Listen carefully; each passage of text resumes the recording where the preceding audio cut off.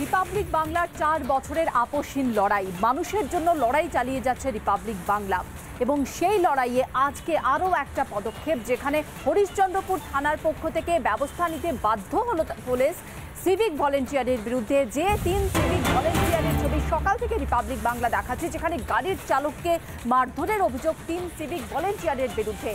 তোলাবাজি civic ভলেন্টিয়ারদের প্রকাশ্যে, আর সেই civic ভলেন্টিয়ারদের তোলাবাজি দিতে রাজি না হওয়ায় গাড়ির চালককে ব্যাপক মারধরের ঘটনায় গাড়ির চালক বলছেন যে এভাবে অত্যাচার চলে দিনের পর দিন ধরে। স্থানীয় বাসিন্দারা বলছেন বছরের পর বছর এই অত্যাচার চলে, যেখানে ব্যবসায়ীরা তারা অভিযোগ করছেন তোলাবাজির টাকা যদি দিতে তারা রাজি না হন তাহলে তাদেরকেও মারধর করা হয় এবং লাগাতার চলছে সেটা। সেই খবর রিপাবলিক বাংলা সকাল থেকে দেখাচ্ছে এবং তারপর নড়ে চড়ে বসেছে হরিশ্চন্দ্রপুর থানার পুলিশ।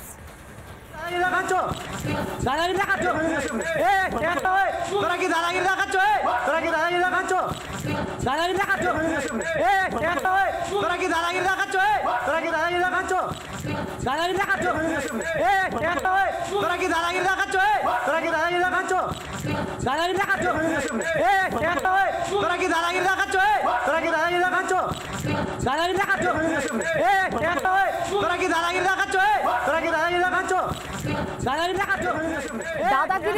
নাকি তোমরা, এমনটা গাড়ির চালক বলছেন। তার অপরাধ কি? তোলাবাজি দিতে তিনি রাজি হননি, তাই তাকে মারধর। কি বললেন গাড়ির চালক, শুনুন।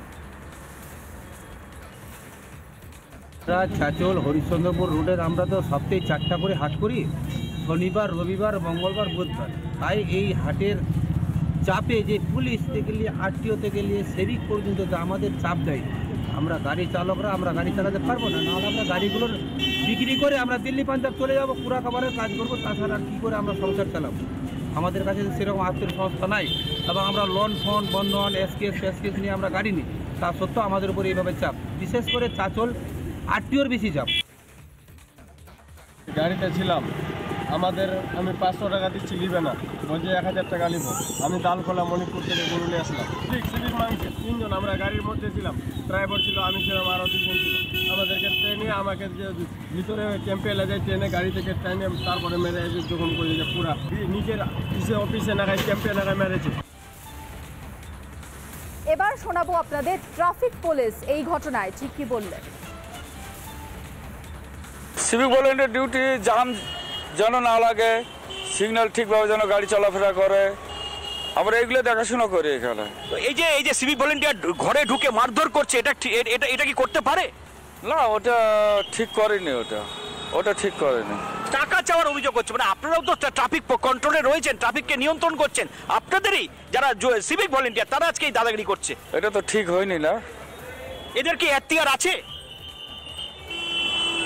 এইভাবে মারধর করার?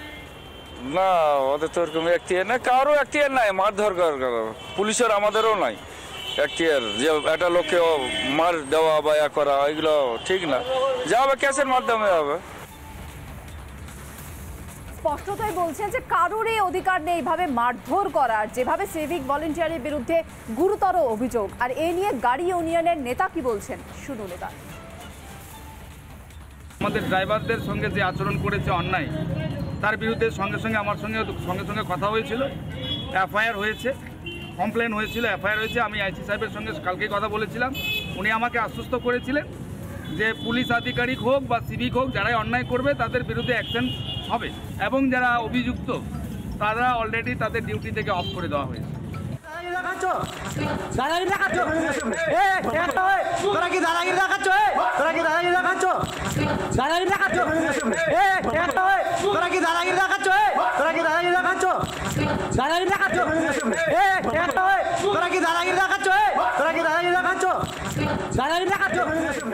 স্থানীয় বাসিন্দারা কি বলছেন, ব্যবসায়ীরা কি বলছেন, কিভাবে সিভিক ভলেন্টিয়াররা অত্যাচার চালায় দিনের পর দিন, আমাদের প্রতিনিধি দীপঙ্করের বিশেষ প্রতিবেদন।